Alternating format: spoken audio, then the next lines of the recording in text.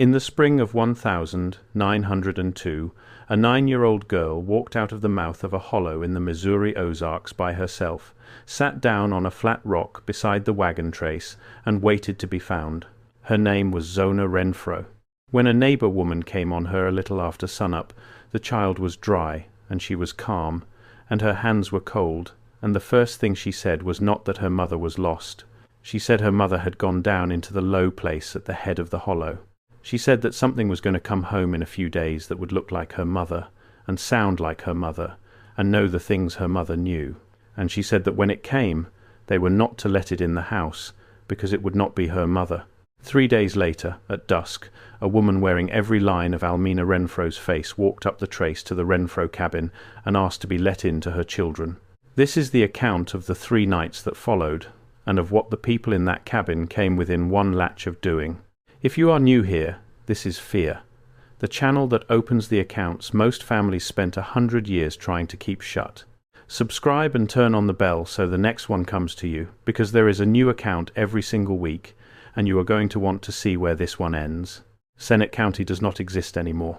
It was one of the small, poor, broken-up counties of the Missouri Ozarks, up in the sink country where the ground is limestone all the way down and the water does not stay on the surface.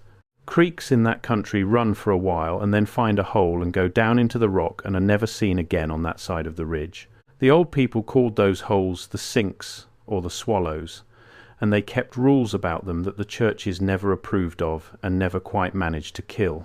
Senate County was folded into the county next to it in 1919, when there were not enough people left in it to keep a courthouse open.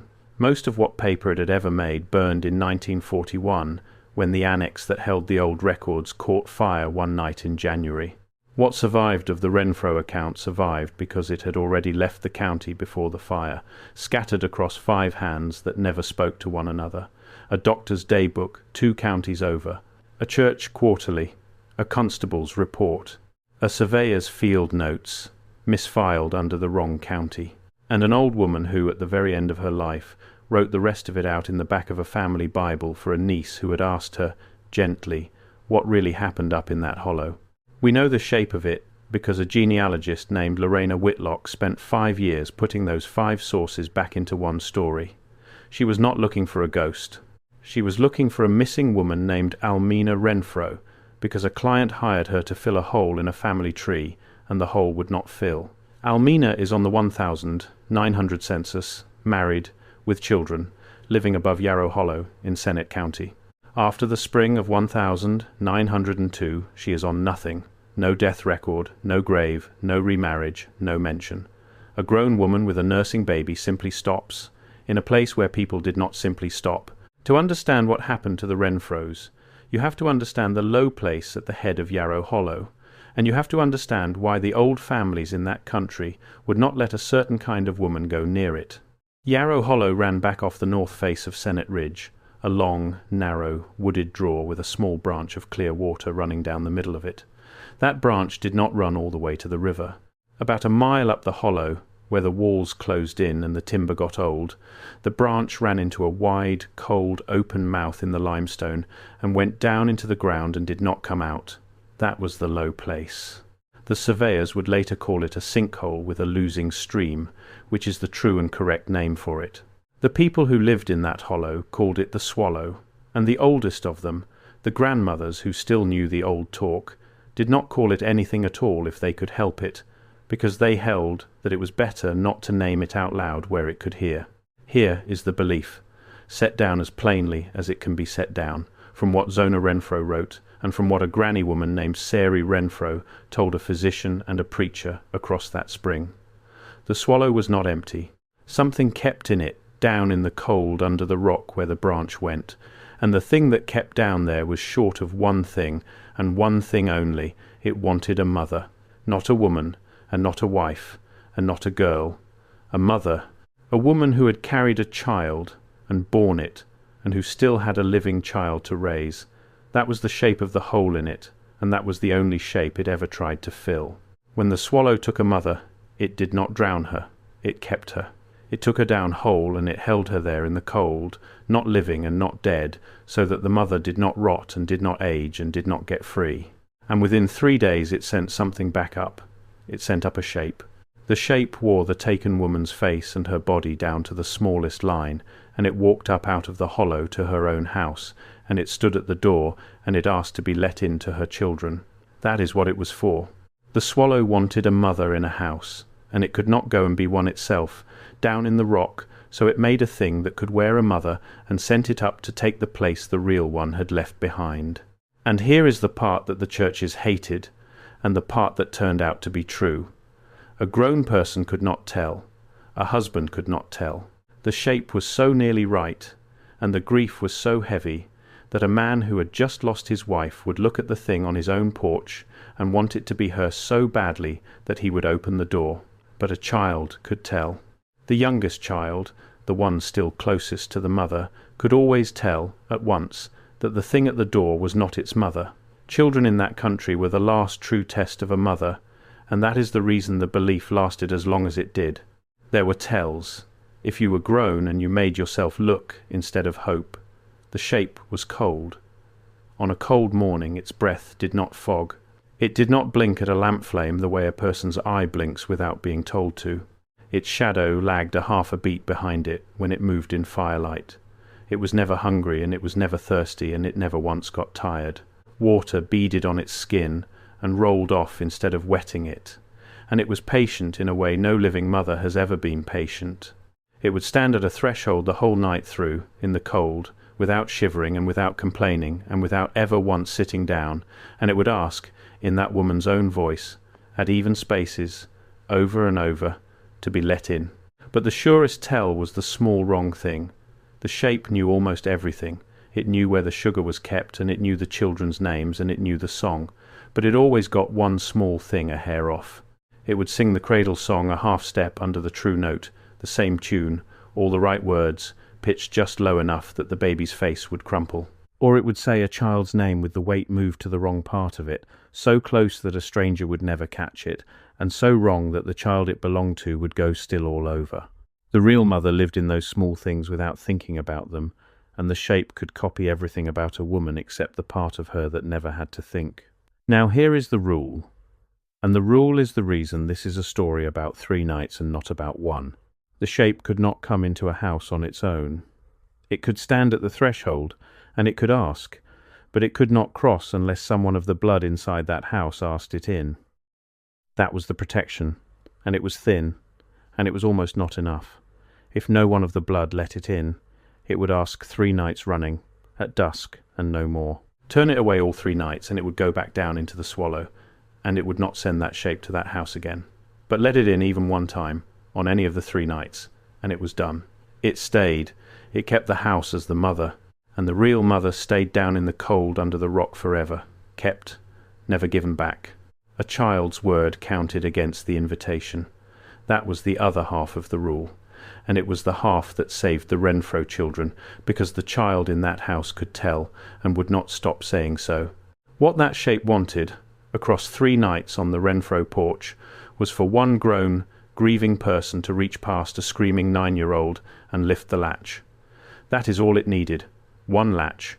Before we move on to the next passage, stop for a second. What you just heard about what that shape wanted at the door is the part that changes everything. But it only makes sense when you see it written out next to Dr. Thackeray's own day book. The small wrong things. The kept mother. It's all in the document linked below. Take 5 seconds right now, grab it, and then come back. Because what comes next builds directly on it. The link is in the description. QR code is on your screen. So that is what the shape wanted. And now here is what it meant, because letting it in was worse than anyone in that cabin understood at the time. If a family let the shape in, the shape lived there as the mother. It cooked and it kept house, and it raised the children, and it did all of it a hair wrong, forever. And the children grew up in a house with a cold thing that wore their mother and answered to her name. But that was not the true cost. The true cost was in the blood. The swallow now had a mother in that house, a mother of its own making, sitting in a home, and the ground reckoned that house paid up. It left the rest of them be. Until the day the youngest child, the one who could have told and grew up in a house that taught it not to, became a mother itself. Because on that day the swallow was short a mother again, and it knew that house, and it knew that blood, and it came back for the grown child the same way it had come for the parent. And it did this on and on down the years, one mother a generation, as long as any of that blood stayed in the Sink country within walking distance of the low place. A family that let the shape in did not lose one mother. It signed over every mother it would ever raise. That is why the old families would not let a mother go near the swallow, and why they watched their nursing women hardest of all, and why, when one of their own did go down, they nailed the door and they put the children in the back room, and they let the youngest one do the telling, and they did not, whatever it cost them, they did not open the door. Whitlock found the bones of that older practice in the church quarterly, in the parts around Virgie Callison's account, where Ozias Tackett had set down what the oldest members of his congregation still half remembered. When a woman went down, the family did not grieve out loud, because the low place listened, and grief at a door is what a mother sounds like coming home. They sat up in the dark with the children, and they let no man answer to his own wife, and they set the youngest child where it could see the door, because the youngest child was the lock. There were two endings people kept in their mouths. There was the turning that held, a house somewhere back in the hills that lost a mother to a sink and kept its door shut 3 nights and buried nobody and raised its children, and whose people, to a one, moved off that ground inside the year and were never heard of in that country again, which was counted a happy ending. And there was the other, the door that opened, always told the same short way, that they let her in, and she was very kind, and the house was warm, and the children grew, and every one of those children lost their own mother young, and their children after them, and the ground never went hungry in that line as long as it stayed near a hole in the rock. Sari Renfro knew all of that. Sari was Vardis Renfro's mother, and she was better than 70 years old that spring, and she carried the old talk in her the way some old women in that country carried it, quiet and shamed of it in front of the preacher, and dead certain of it in the dark. She had grown up under the rule, she had watched her own people keep it, and she had lived long enough to watch it lapse, because her son Vardis was a hard-shell Baptist and a sober, decent, hard-working man who called the business granny talk and did not want it spoken in his house in front of his children. Vardis Renfro did not believe there was anything down the Swallow but water and a bad smell and a place a fool could fall and break his neck, and you cannot altogether blame him. By 1902 the belief was already going. The young people laughed at it. The churches had preached against it for 2 generations. Sari was one of the last people in Yarrow Hollow who still knew the whole of the rule, and her own son had told her to keep it to herself. The Renfros lived in a dog-trot cabin on a bench of cleared ground above the hollow, with a garden and a few hogs and a milk cow and a stand of corn on the slope. Vardis was in his middle 40s. Almina, his wife, was 37. They had 3 living children that spring. Elsie was the oldest, a boy of 13, already doing a man's work in the field. Zona was 9, and there was a baby, a boy they had named Reese, not yet a year and a half old and still nursing. That last fact is the one that matters, and it is the one Sari could not get her son to hear. Almina was a nursing mother. Of everything the Swallow wanted, a woman with a baby still at the breast was the most. And there was one thing more, a thing Sari knew and Vardis did not, or did not want to. Almina had been to the low place before.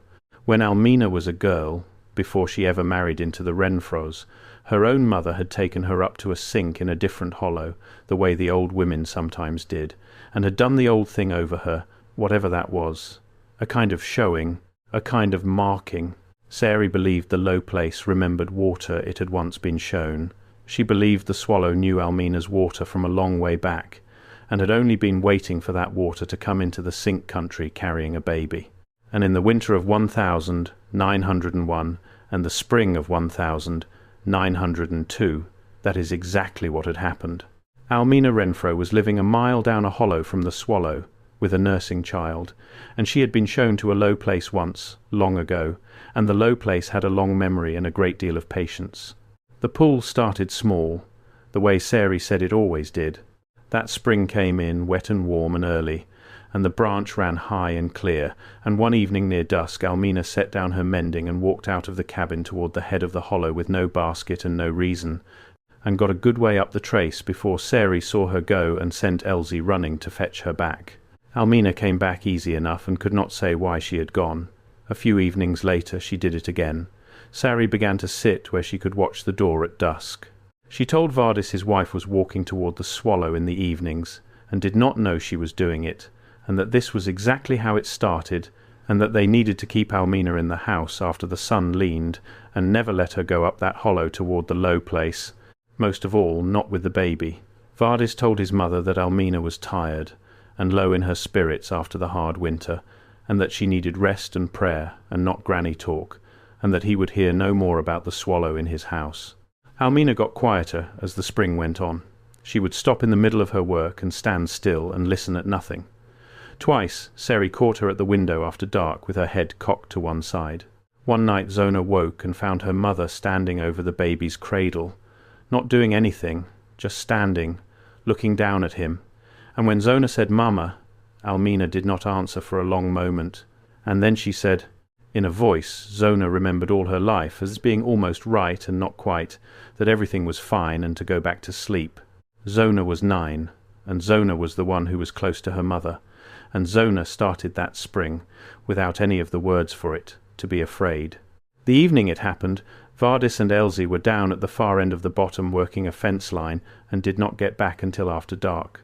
Sari had gone to sit up with a sick woman across the ridge, and had left near supper, thinking Almina settled.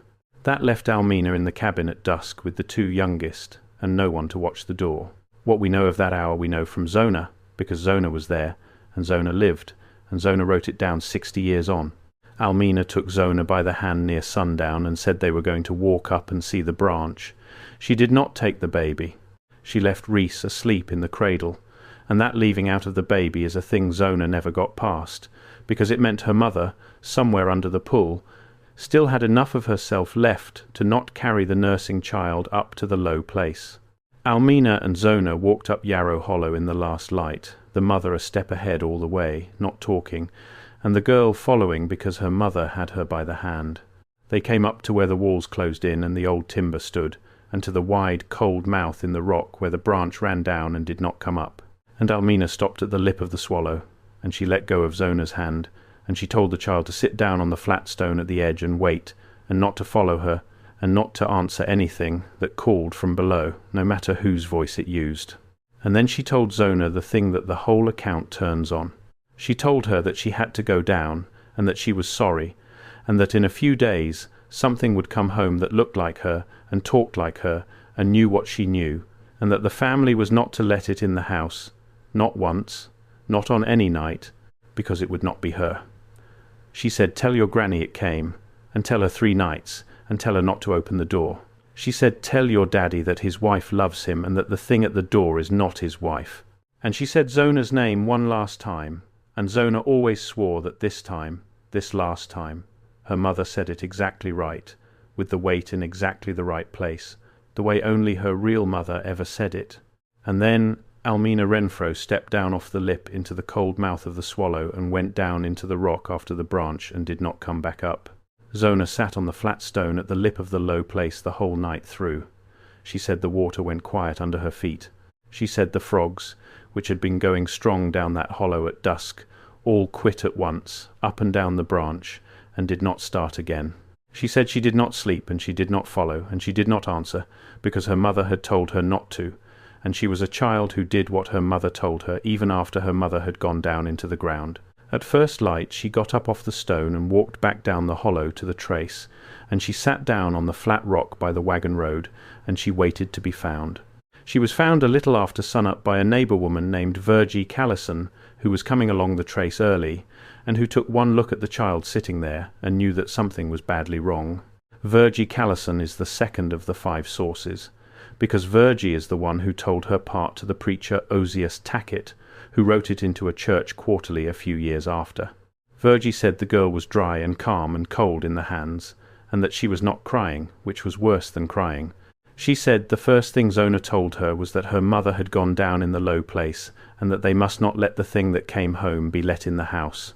Virgie said she got the child up on her hip and carried her the mile to the Renfro cabin, and that all the way the girl was steady and clear and told it the same each time she told it, in the same words, which is not how children lie, and is not how children rave. It is how children tell you a true thing they have been told to carry. Vardis and Elsie had been up all night by then. They had come in from the fence line to find Almina and Zona both gone and the baby awake and crying in the cradle, and they had gone up and down the hollow in the dark calling and had found nothing.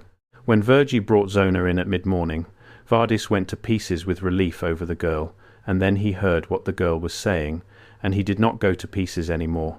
He got hard and quiet. Zona told him her mother had gone down the Swallow on her own feet and had said to leave the baby, which she had, and had said something was coming that they must not let in. And Vardis Renfrew, who did not believe a word of the old talk, stood in his own dog-trot and heard his 9-year-old daughter tell it back to him in Almina's own phrases, the 3 nights, the door, not his wife, and something in him started to be afraid in a way his religion had no answer for. They searched the Swallow that day, and the next, the men of the Hollow, with ropes and lanterns. The constable came, a man named Riley Cold Iron, and he wrote a report that Lorena Whitlock found 110 years later. Cold Iron wrote that the losing stream went down into a sink that no man among them would be lowered into, that the ones who put their heads down over the lip came back up and would not do it again, that the water ran down without any sound at all, which was not natural for that much water, and that the missing woman's child stated the woman went down of her own will and would not be coming back, but that a thing that looked like her would come to the house, and that the child asked him, Cold Iron, a grown lawman, please not to let the family open the door. Cold Iron wrote that he did not know what to make of the child, and that he had never in his life had a search where the searchers were more anxious to be gone from the ground than to keep looking. They found nothing. Almina Renfrew was gone into the rock. The branch ran clear and cold and smooth and made no sound where it went down, and Sari Renfrew, when she got home and heard, sat down on the porch step and put her apron over her face and said they had let it happen, and then she got up and went and got the hammer and nails. Sari nailed the door. Not the whole cabin, one room, the back room of the dog-trot, and she put the 3 children in it, Elsie and Zona and the baby, with herself, and she made Vardis understand that from that evening on, for 3 nights, no one opened any door of that house after the sun leaned toward the ridge, no matter what stood outside it or whose voice it had. Vardis, 3 days into the worst thing that had ever happened to him, did what his mother said, partly because he had nothing else, and partly because his daughter had told it the same as his mother, and the 2 of them together were harder to wave off than either one alone. On the 3rd evening after Almina went down, at dusk, a woman came up the wagon trace to the Renfrew bench, and it was Almina. It was Almina down to the way she walked, down to the dress she had gone up the hollow in, down to a loose piece of hair that always came out of her knot on the left side. Elsie saw her first through a chink and made a sound. Vardis went to the window and looked out at his wife coming up the trace in the last light, 3 days after he had helped hunt her body, and Zona said her father made a noise she had never heard a man make. The shape came up to the porch and stopped at the front door, at the threshold, and it did not try the latch, and it did not push. It stood, and it said, in Almina's voice, that she was cold, and that she had gotten lost down the hollow, and had found her way home, and would they please let her in to her babies. Sari had the children in the back room, and she had Vardis by the arm, and Zona says her grandmother spoke to the thing at the door in the old way, told it that no one of the blood in this house would ask it in, told it to go back down where it was sent up from, and the shape at the door did not get angry, and it did not go. It asked again. It said Vardis's name. It said it the way Almina said it. It said the children's names. It sang, low and even through the door, the cradle song it must have sung 1,000 times over that same baby, all the right words, and it sang it a half step under the true note, and in the back room the baby, who had been fussing, went dead silent and stared at the wall. And Zona knew for certain then, the way she had half known at the lip of the Swallow, that the thing on the porch was not her mother, because her mother's cradle song had never once made the baby go quiet like that. Living mothers sing children to sleep.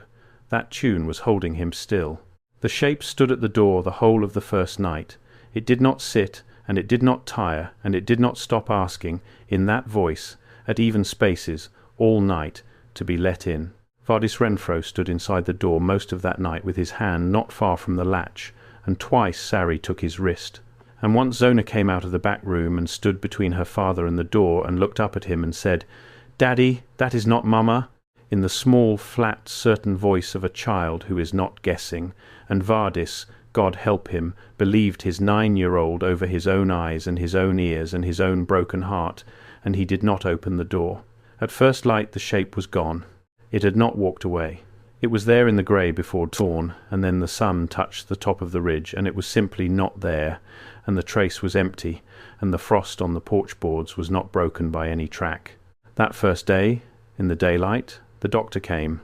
His name was Alonzo Thackeray, and he was the county physician, and he is the first and the fullest of the 5 sources, because Thackeray kept a day book all his working life, and he wrote in it plainly and carefully, and he was a skeptic, and his skepticism is exactly what makes the day book worth reading. Thackeray had not come about a ghost. He had come because the Renfrew baby, Reese, had stopped nursing and stopped thriving the day his mother went down the hollow, and a nursing baby that will not take milk was a thing a country doctor was sent for. Thackeray came to see about the baby, and he stayed, and he listened to the child Zona catalogue, in order, without prompting, everything wrong with the thing that had stood at the door. Thackeray wrote it down. He wrote that the girl reported the figure did not fog the cold air with its breath, did not blink at the lamp, that its shadow came late, that water would not wet it, that it did not hunger or thirst or tire, and that it sang true words on a false note. He wrote that these were consistent and specific, and the same each time he asked, and that they were not the sort of thing a grieving child invents, because a grieving child invents comfort, and none of this was comfort. He wrote that he did not believe in the low place, and then he wrote a line that the whole day book turns on, which is that he did not have to believe in the low place to record that the baby was dying, and that the woman was gone, and that the child was not lying. Thackeray came back every day of those 3 days. He is the reason we have the tells in a doctor's hand, and not just in a granny's mouth. The second night the shape came again at dusk, and it had learned. This is the part of the account that frightened Sarah the most, and it is the part Thackeray underlined in his book, because it meant the thing at the door was not a fixed thing repeating itself. It was watching, and it was correcting. On the second night the shape's breath fogged in the cold. It blinked at the lamp when Vardis held it near the window. It had heard, somehow, across a day, which tells had given it away, and it had fixed them. And it did not just stand and ask on the second night. It argued. It wept in Almina's voice, real weeping, and it said that they were being cruel, that it was her, that she had crawled up out of a hole in the dark and walked home to her children, and her own family was leaving her out in the cold to die. And it asked Vardis how he could do this to her, and it called him by a name, a small private name that Zona had never heard anyone but her mother use for her father, and Vardis made the noise again, and put his hand on the latch, and started to lift it. Sarah got one hand on the latch over his, and Zona got both her arms around her father's leg, and the old woman and the little girl held a grown man off his own front door, while the thing outside wept in his wife's voice, and called him by the name only his wife knew. Zona said her father shook the whole night. She said he cried and he prayed, and he begged Sari to let him just look at her, just open it a crack, and Sari would not let go of the latch, and Zona would not let go of his leg, and the child kept saying it, over and over, "Lo, that is not Mama, that is not Mama, that is not Mama," until the words did not mean anything any more, and were just a sound she made to keep her father's hand from moving. And the shape wept and reasoned and named things all night, and at first light it was gone again, no track, no broken frost, the trace empty in the grey. Thackeray wrote after the second night that if it came a third time and had learned as much again, he did not see how the man would be kept from the door, and that he intended to be present the third night himself, and that he had asked the preacher to come as well. The preacher was Osius Tackett, and Tackett came. And Tackett is the third source, because Tackett wrote his own account, and Tackett's account is short, and it is the most honest thing in the whole file. Tackett came to that cabin on the third night meaning to pray the thing away. He wrote afterward that he did not pray it away. He wrote that the child turned it, not him, and that a man of God ought to be able to say when a thing is past his prayers, and that this was past his prayers, and that what he heard at that door on the third turning was not a woman, and he came to believe, had never been one. On the third night everyone was in the cabin. Vardis and Sari and the 3 children, and Dr. Thackeray and the preacher Tackett and Virgie Callison, who had not left the family since she found the girl. They barred the door and they waited, and at dusk the shape came up the trace, and it was the most like Almina it had ever been. It fogged the air, and it blinked, and it walked exactly right, and its shadow kept up. It had learned everything. It stood at the threshold, and it did not weep this time, and it did not argue. It spoke low and steady and reasonable, and it told them a thing. It told a thing that only Almina could have known, a small true thing about the inside of that marriage, a thing that had passed between Vardis and Almina in the dark years back and had never been said to another soul, and it said it through the door in Almina's voice. And Vardis Renfro came apart at the seams, because there was no way on this earth that anything but his wife could know that, and he turned from the door with his face wet and told his mother he was going to open it, that he did not care any more, that whatever it cost he was going to let his wife in out of the cold. And Zona stood in front of the door. She was 9 years old, and she stood between her father and the latch, and she did not say "that is not Mama" this time, because she had said it 100 times and it had stopped working. She said one thing. She said, "Daddy," the night she left, up at the low place. She told me she loved you, and she told me to tell you the thing at the door is not your wife. She said Mama already told me it would say true things. She said Mama already knew it would sound just like her. And she said, "If you open that door, Mama stays down in the cold forever, and this thing raises Reese, and when I grow up and have a baby, it comes and gets me too, because Granny says that is what letting it in does." And Vardis Renfro stood over his daughter with his hand on the latch and his dead wife's true words coming through the door, and he took his hand off the latch, and he sat down on the floor of his own cabin, and he wept, and he did not open the door. The shape stood at the threshold a while longer after that, quiet. And then it did the thing that Tackett wrote down and never got out of his head, and that Thackeray, the skeptic, wrote down too, in the same night, in almost the same words, which is how we can be fairly sure it happened. The shape spoke once more, and it was not in Almina's voice. The voice that came through the door the last time had no warmth under it and no breath under it, and it was more than one tone laid together, and it came up from somewhere below the words, "out of the ground under the porch," and it was even, and it was patient, and it was cold the whole way through. It said, to the child, that it would remember her. It said her name, Zona, and it said it wrong, with the weight in the wrong place, on purpose now, so that the girl would know it had her name and would carry it wrong the rest of her life. And then it was quiet, and the sun came up on the ridge, and the shape was not there, and the trace was empty. And that morning, for the first time in 6 days, the branch that ran down into the swallow made a sound again where it went into the rock. Sari heard it from the porch, and she said the low place had closed over Almina. She said the shape had been turned the 3rd night, and had gone back down, and that it would not send that shape to this house again, and that Almina Renfro was down in the cold now for good, kept, and would not be given back, and that this was the price of turning it away, and that it was the better price. She said the worst price was the one they had not paid, the house full of mothers given over one by one down the years, and that Vardis had come within one latch of paying it, and that his daughter had stood in the door and refused it for him. The baby, Reese, lived. He never nursed again, and he was a poor thin child who took sick easy all his boyhood, and he did not live to be an old man, but he lived, and he grew up, and he was Zona's brother, and not the swallow's, because the door had stayed shut. That was the thing Sari held to. The children were the swallows if the door opened, and they were their own if it did not, and Vardis Renfro, whatever it did to him, had kept the door shut with his daughter's hand and his mother's hand over his own, and the children stayed their own. Sari told Zona the rest of it over the year that followed, because Sari was the last one who knew it, and Zona was the one who was going to have to carry it, and Sari did not have long.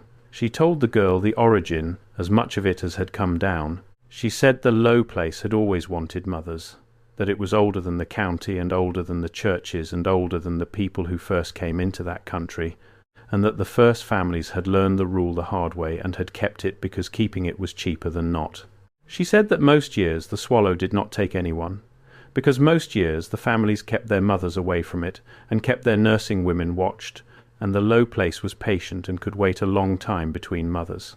She said there had been other cases, that her own grandmother had spoken of a house on the far side of the ridge that let the shape in, back before the war, and that the family in that house had lost every mother it raised for 3 generations after, one a generation, until the last of that blood either died out or moved off, and that the old people said you could still tell that house, when it was standing, because a family that lost its mothers like that was a family that had opened a door it should not have.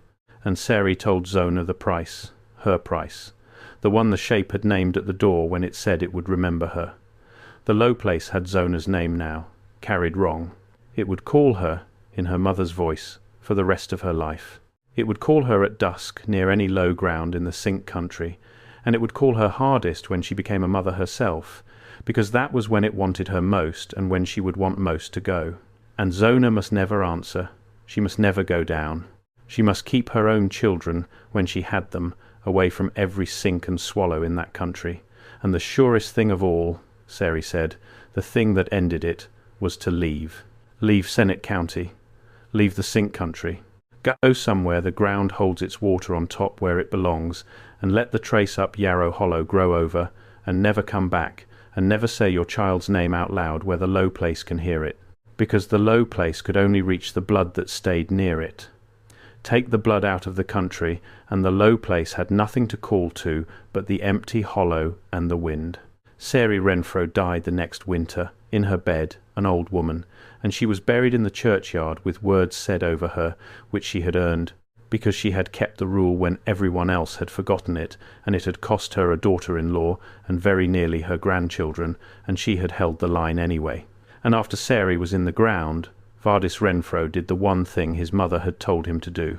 He sold the bench above Yarrow Hollow, and he took his 3 living children out of Senate County, and he went west and south to another part of the state where the rivers ran on top of the ground all the way to the sea, and he did not go back, and he did not let his children go back, and he raised Elsie and Zonah and Reese as far from a sink as he could get them. Zonah Renfrew grew up. She married a man from her new county, and she took his name, and she had children of her own, and she kept every rule her grandmother had given her. She never went back to Senate County. She never let her children near a sinkhole. And she heard the voice all her life, exactly as Sarai had said she would, a handful of times across 60 years, at the edges of things. She heard it the first time the evening her first child was born, her mother's voice, calling her name wrong, from a long way off, from no direction, and she got up out of the childbed white and would not say why. She heard it at her father's funeral. She heard it, she wrote, an old woman by then, the evening her own first grandchild was born, her mother's voice, still her mother's voice, calling her name wrong across 60 years and however many miles, patient, from down in the cold, still wanting her to come. And every time she did what her mother told her at the lip of the swallow when she was 9 years old, she did not answer, she did not go, she did not look. And she lived to be an old woman and died in her bed a long way from the Sink country, which is more than her mother got. And near the end of her life, a niece asked her, gently, one time, what really happened up in that hollow. And Zonah Renfrew, who had carried it 70 years and never spoken it, wrote it all out in her own hand, in the back of the family Bible, the whole account, the low place and the 3 nights, and the tells and the price, so that it would not die with her, so that if her blood ever drifted back toward the Sink country, somebody down the line would know the rule. That Bible was sold at an estate sale after the last of that generation was gone, to a stranger who did not read the back pages, and it sat in a box for years, and it is how the 5th source came to exist, and it is how Lorena Whitlock, chasing a missing woman on a family tree 100 years later, finally found out where Almina Renfrew went. Between the Daybook and the Church Quarterly and the Constable's report and Zonah's own account, Whitlock had 4 of the 5 sources. The 5th is the coldest one, because the 5th was written by a man who did not know any of the others, who did not believe in any of it, who was simply doing his job with a chain and a level, and who wrote down what he found at the low place because that was what a surveyor did. His name was Delbert Yates, and he was a state land surveyor, and in 1914, 12 years after Almina Renfrew went down and 5 years before Senate County ceased to exist, Yates was sent up into that country to survey ground for the state. His field report ran 11 pages, and when Senate was absorbed in 1919, that report got shelved in the State Archive in Jefferson City under the name of the county that absorbed it, which is why it sat unread for 100 years, and why Whitlock nearly missed it. Yates surveyed Yarrow Hollow, and he came up to the Swallow, and he wrote down what any surveyor would: the losing stream, the sink, the limestone, the depth he could sound, and the depth he could not. And then he wrote down some things that are not survey. He wrote that at the lip of the sink there was a flat stone worn smooth on its upper face, smoother than water alone accounts for, worn the way stone wears where something has sat on it a great many times over a great many years. He wrote that in the damp mud at the very edge of the lip there was a single set of small tracks, a child's shoe pointed outward away from the hole, as though a child had sat at the edge and then gotten up and walked away from it, and that the tracks were clear and sharp in ground that 100 rains should have washed smooth, and that he could not account for how old they were and did not like thinking about it. And he wrote the last thing plainly, the way he wrote everything, which is what makes it land. He wrote that while he stood at the lip taking his soundings, in the daylight, a woman's voice, low and even, called a name up out of the sink. He wrote that it called the name twice.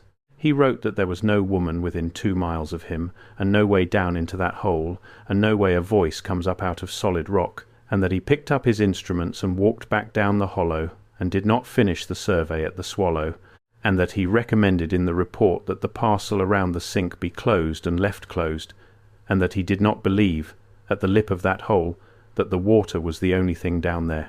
Delbert Yates never surveyed that country again.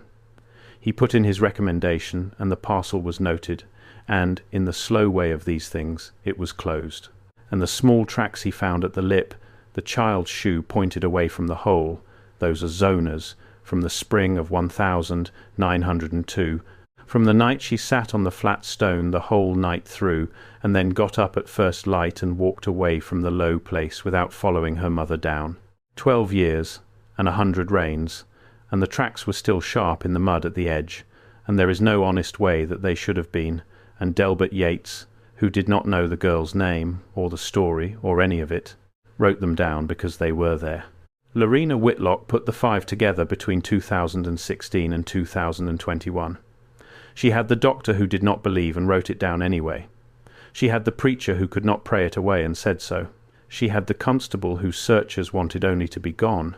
She had the surveyor who heard a voice come up out of the rock in broad daylight, and she had the old woman herself, 9 years old at the lip of the Swallow, 90 in the back of a Bible, telling it the same both times. Whitlock did the thing a genealogist does that a ghost story never does. She traced the blood. She followed the Renfrew line forward out of Senate County, down the branches that Vardis carried away to safe ground, and she found that those branches did fine, that they had ordinary lives and ordinary deaths, and ordinary numbers of mothers who lived to raise their children and grow old. The rule held, take the blood out of the sink country, and the low place cannot reach it. But she followed the other branches too, the cousins and the kin who had not left, who had stayed in the Ozarks sink country in that county and the counties around it, and she found what Sari had warned about, thinned out and scattered across 100 years, and hard to see unless you are the kind of person who counts. She found more women in those staying branches who disappeared than there ought to be. Not many. One here, a generation later one there. Always a young mother, always with a child still small, always near a hollow with a sink at the head of it, always no body, no grave, no record but a hole in the tree that will not fill. She did not put that in the report she gave her client. She told a folklorist about it later, off the record, and she said she had stopped taking cases in that part of the state, and that she did not have a rational reason she was willing to sign her name to, and that she did not need one. The parcel around the Swallow is still closed. It sits now inside a Missouri State Conservation Area, a blank rectangle on the maps with no trail into it, and a line of old posted signs gone grey in the timber. Cavers know the sink is there, and cavers do not go down it, and the ones who have looked over the lip say the same thing the searchers said in 1902, that the water goes down without a sound, which is not natural for that much water. Hunters do not work that end of the hollow. The flat stone is still at the lip, worn smooth. The child's tracks are still in the mud at the edge, pointed away from the hole, and every few years somebody official notes that they are impossibly old and impossibly sharp, and does not write it down anywhere it will be read. And at dusk, now and then, people who have no idea what happened up that hollow in 1902 come out of that country pale and quiet and say they heard a woman's voice, low and even and patient, calling a name up out of the ground, and that they could not make out the name, and that they did not answer it, and that something about not answering it felt, at the time, to be the most important thing they would ever do. There is one more piece of paper, and it is not 100 years old, and that is the part Whitlock will not talk about on the record. In the file she keeps a photocopy of a state forestry work order from the middle of the last century, from the years just after the parcel came into public hands, when a crew was sent up Yarrow Hollow to run a firebreak across the head of it. The work order is stamped incomplete. Clipped to it is a single typed line from the crew boss, saying the break was moved a quarter-mile south of the plan at his own decision, and that he would put nothing further in writing.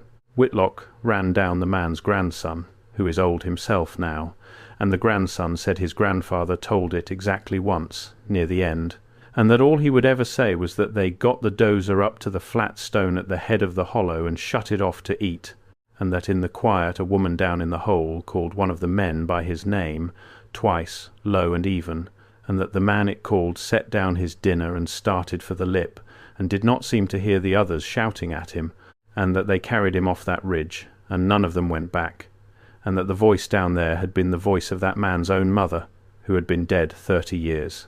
The state lists the parcel by a number and no name, and the field notes for it say only that it is a cast hazard and that it is not to be worked after midday. A biologist who ran a bat count near the mouth a few years back wrote that she left early and could not say why, only that the hollow had gone quiet around her in a way that made her want to be up onto the ridge before the light was gone. Almina Renfro is still down there. That is the part that does not resolve and is not meant to. She was not killed, and she was not buried, and she was not laid to rest. She was kept, whole, in the cold under the rock, 12 decades and counting, and the low place did not give her back because the door stayed shut, and the low place will not give her back, because giving back is not a thing it does. It only takes, and it only waits, and it is calling still. It called a 9-year-old at her first childbed, then an old woman at her first grandchild, across the years. It is calling a name up out of that sink at dusk right now, patient, in a dead woman's voice, waiting for one of the blood to come back into the sink country and answer it, the way it has waited before, the way it can wait as long as it needs to, because the low place was in that hollow before the trail had a name, and it will be there long after the last person who knows the rule is in the ground. Next week we stay in the Ozarks, and we go 1 county east to 1,888, and to a family that kept a stone over a well that took 2 men to lift, and that never lifted it, not once in 40 years. Until the winter they finally had a reason to. And when the census taker came around the spring after, he found something nailed to the underside of that well cover, low, in a child's hand, and he wrote in the margin of his book that he did not go back to that farm to finish the count, and that no amount of money would have made him. We will open that one next. Until then, keep away from the low ground, and if a voice you know calls your name up out of a place a voice should not come from, do what a 9-year-old girl did at the lip of a hole in 1902, and do not answer it.